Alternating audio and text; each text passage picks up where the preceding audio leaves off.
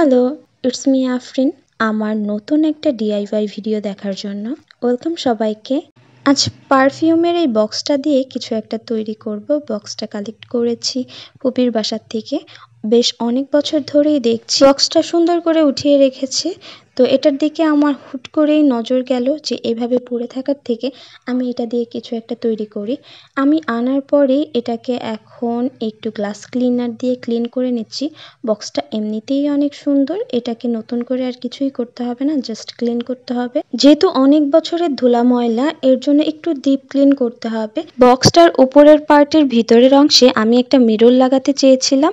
এটা ক্লিন করার পর এমনিতেই মিরর ইফেক্ট দিচ্ছে, এর পিছনে আর নতুন করে টাকা খরচ করব না।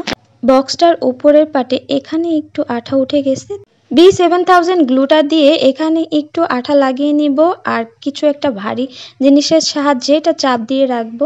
এখন এই বক্সটাকে কিছু একটা করতে হবে। ভিতরের সাইডের এই অংশটাকে আলাদা করে ফেলবো। এই অংশটা দেখতে খুব বাজে লাগছে, এটাও আমি একটু ক্লিন করে নিচ্ছি। এখন আমার প্রয়োজন একটু শক্ত কাগজ, এর জন্য আমি এই মশার কয়েলের এই কাগজটা ব্যবহার করছি। এটা বক্সের মাপে কেটে নেব আর বক্সের থেকে একটু ছোটই নিতে হবে যাতে এর ভিতরে ভালো করে ফিট হয়। এই শক্ত কাগজটাকে এখন আমি এই কালো কাপড় দিয়ে কভার করে নিব। এর জন্য কাগজের মাপে কাপড়টা কেটে নিচ্ছি। কাগজটার সাথে আঠা লাগিয়ে কাপড়টা এখানে ফিক্সড করে নিব। কাপড়টার এক্সট্রা অংশটুকু আমরা আঠা দিয়ে ব্যাক সাইডে লাগিয়ে নিব।